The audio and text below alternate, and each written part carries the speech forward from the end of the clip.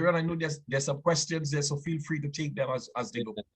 Okay, so Petula Smith, my mom, asked me what would be the deeper reason for the coach being angry. So as I was saying, is that if someone reached late, the coach would definitely be upset. It would be because of a lack of responsibility, a lack of discipline, and things like that could infect the group.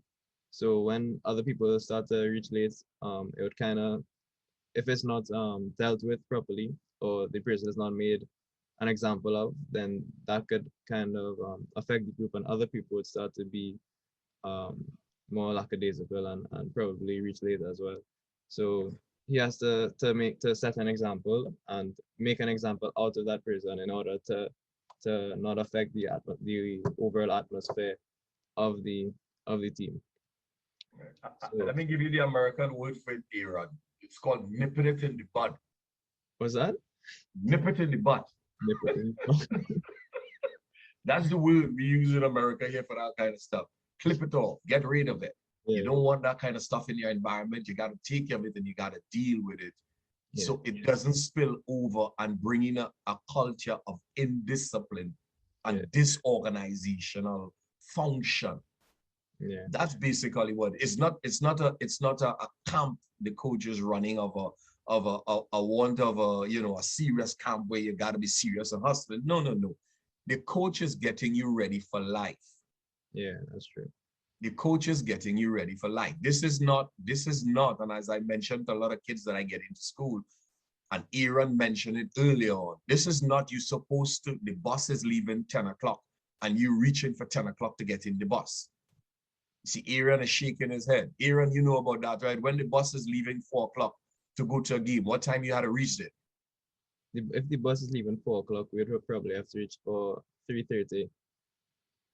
So, and if everybody's there by 3:30, then we leave probably 3:35. So that's how it is. Yeah, It's yeah, that's basically what it is. And as I mentioned the Aaron off air when we were speaking before, you have to remember to there's thousands of schools are playing in this collegiate league playing soccer. And believe you me, all of them is the same. yeah, same. It's the same. All of them is the same. All of them running the same route. Yeah, Because you have to remember a lot of these coaches who are coaching, not a lot of them. I could guarantee you 95 or 99% of the coaches who are coaching in collegiate level, they have played in collegiate soccer. yeah, yeah. My coach as well was played in the same league. So Yep. that's So they are coming in as a coach with the same discipline and order that they were taught whilst they were going to school. yeah, So it's a continuation of that. And different schools have different models of doing things. So the way how your coach is functioning, he's not functioning by guess. That's the environment your coach came out of 4 years of university. yeah, That is the way he was taught. So he's coming with that, and that made him successful. That is why he has that job. And this is something I'd like to add to this, guys. When you get an offer to coach a school or you coaching a school, no one is putting that in your hands. You have to own that. This is not like, I know XYZ, so I'm going to give them a job. This is not how this runs, guys. Schools invest a lot of money for kids to attend school. And if you were to add up the finances, if Aaron were to add up the finances to the tune of his scholarship right now, Aaron, I would ask you that question. If you want to answer it, you can answer it. You don't need to tell us it in US dollars, but if you want to answer it, the equivalent of your scholarship in TT dollars for the 4 years, you could go ahead and tell us. And I could tell you it's more than 200,000 TT, right? yeah. So I mean, let me use a calculator. So I believe, That's just throw a figure, Aaron, what, $500,000? yeah, about that, Yeah. about that. You guys understanding what is going on here?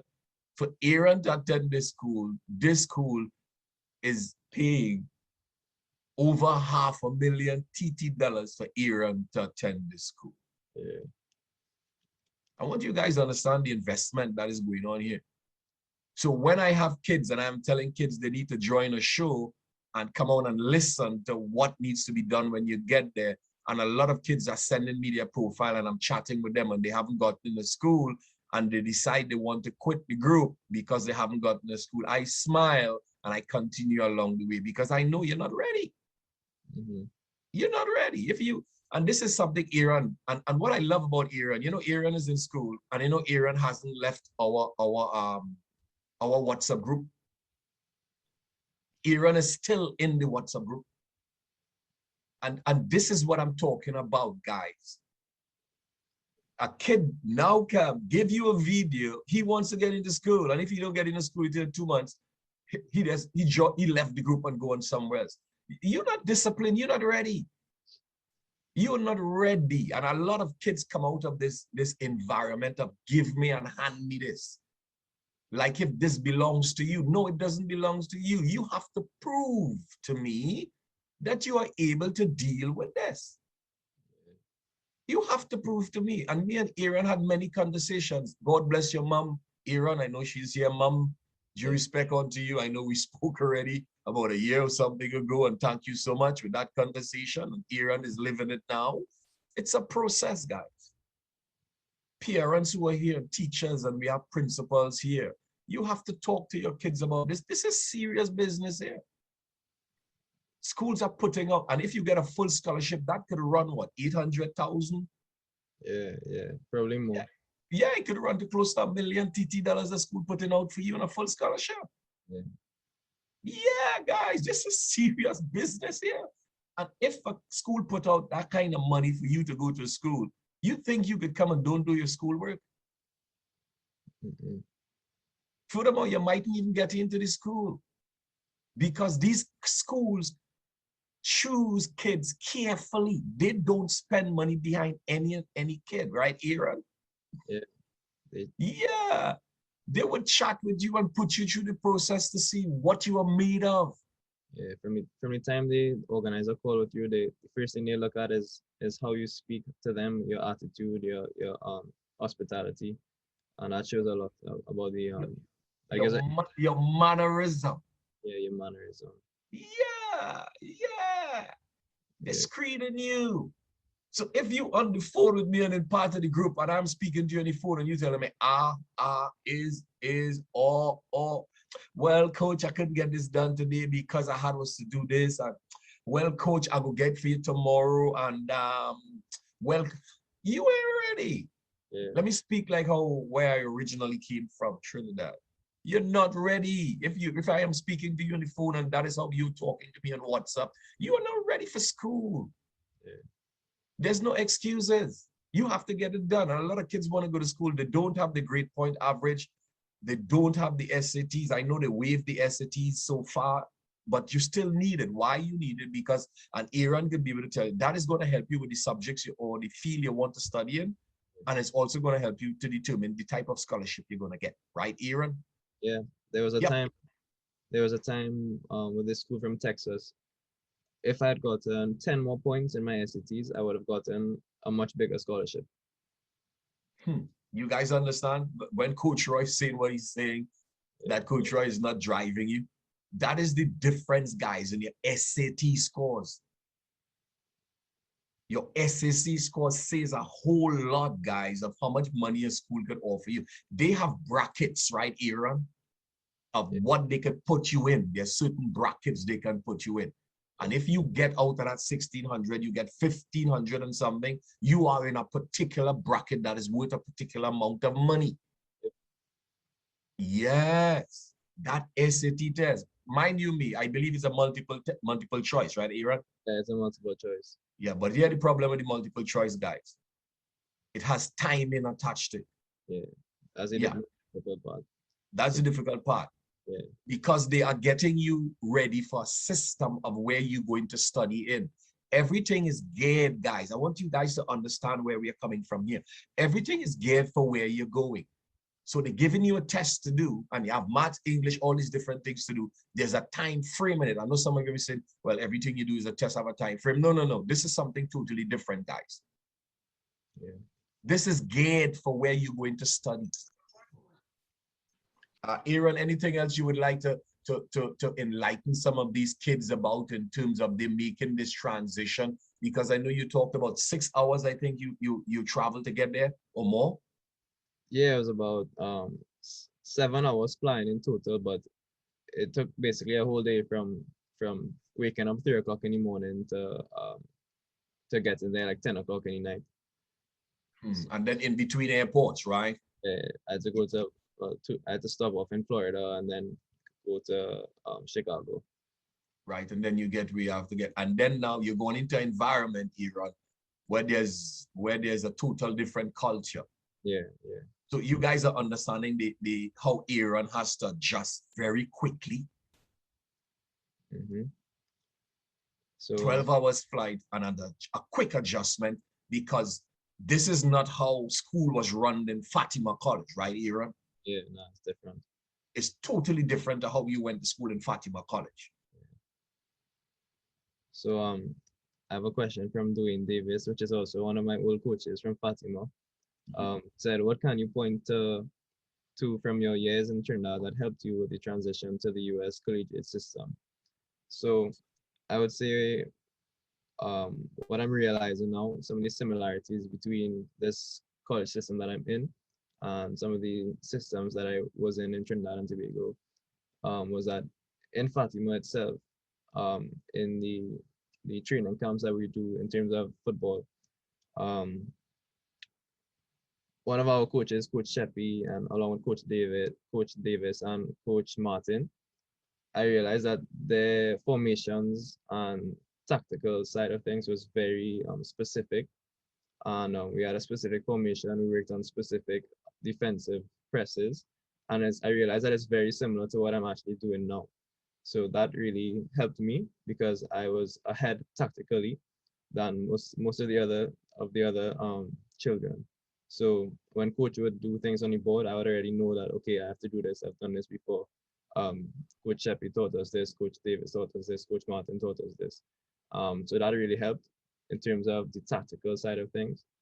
And what else? And I would say, There's a Go yeah, ahead, Aaron. Go ahead. It's okay. Go ahead. yeah. So I would just say like just the total mindset that you have in Trinidad and Tobago. You have to make sure that you have the mindset, no matter what environment you're in, even if you're in a less professional environment, that mindset will take you to a more professional environment. And the mindset, as I said before, would have to stay the same, where you just want to be the best, you want to do your best, you have to manage your time, you have to do your best in everything that you do, whether it be work, whether it be football, whether it be following instructions from your coach, you just have to do your best. So yeah, that mindset helped me in my transition as well to the US collegiate system, and that mindset was also promoted to me by and encouraged to me by all these coaches that I've had in Fatima, North Zone, in school. Um, the mindset really is the most important thing. So yeah, Also, Aaron, I know someone asked a question, and I would like to answer that question though, yeah, pertaining to oh, you said that one could lose his scholarship if he has 4 strikes, but is there also a correlation between your grades and retaining a scholarship? I'd like to take that question. Now, that 4 points that Aaron is talking about, for those of you who came in late, that is just a system that his coach set up that in that school. yeah, Different coaches have different systems. But one has to realize too, you are not a soccer player in the school. You are a student athlete.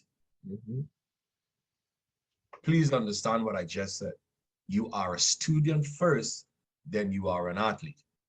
There's a balance in between both of those things. There's no strong in soccer and no schoolwork, and there's no strong in schoolwork and weak in soccer. You have to balance the both of them. yeah, correct, On and off the field, you have to balance both of them. That is why we were talking about, Aaron is mentioning to you about discipline, time management. You have to balance the both of them, guys. yeah. That's what it is. Aaron, in your wildest dream, you ever thought you would have been where you are today? I mean, yes, it's always been my dream, but Yeah. it's just reality now, and I still have a lot to do to accomplish, my main dream, making it to the professional level.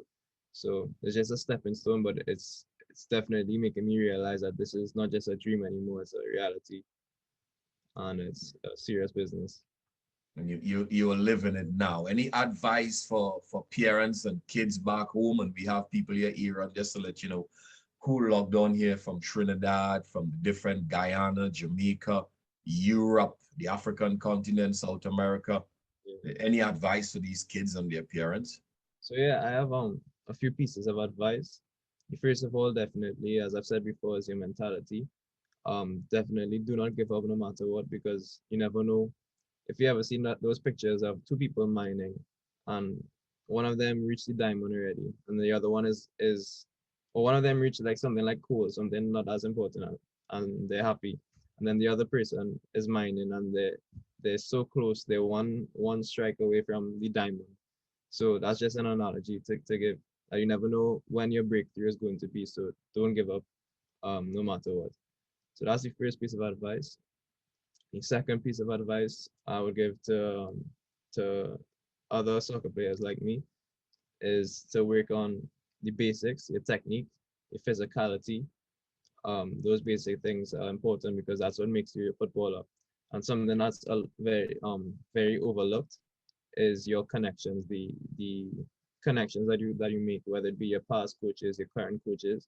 It's good to keep in contact with them, to keep in touch with them, to have people send out your videos, because a college coach or a professional coach would most likely um, be interested in receiving or looking at videos that are sent from someone who has a better reputation, let's say like Coach Roy. If I was to send my video to another coach, he would most likely look at the video if it was sent by Coach Roy on my behalf. So that's very important as well, to get someone, um, to try and get your connections, to build your connections. And even if you don't have a lot of connections, you could try to build your connections by just being brave, reaching out to people that you've never spoke to before, sending tons of emails and highlight videos, and just getting out your comfort zone. So you really don't have any excuse that, okay, I don't have anybody to reach out to this coach. You could reach out for yourself as well. You really can't make any excuse. You Um, run. Go ahead. You're on. You're on. so yeah, another thing I want to talk about too is your academic side of things, SATs for sure. As we mentioned before, um, it's really important, because that's what will determine your scholarship, and then your scholarship will determine if you could go to the school, because at the end of the day you have a budget. School in the US is on average 40,000 US per year just to attend the school, not to mention personal expenses, food, all these things. So yes, it is, and yes, yeah, academics would really help you with with getting that scholarship. And the last thing too, which is something that I could have worked on as well, was getting someone to help you with these applications to these schools. So I'm kind of helping you all with like the technical side of things and how to get into the system. If I should have gotten a consultant to help me with these applications, because they would know they would know which schools offer the best scholarships, especially for Caribbean students. Someone like let's say Paige Gillette, which Coach Roy put me on to um, um, recently. She would have known, or people like her consultants would have known which schools to apply to, how to adjust your application to receive the maximum scholarship, and they would have the inner connections as well. So um, I would say it's important to get as much help as you can and surround yourself with people that are pushing you and that would help you get to the next level. So that's it, yeah.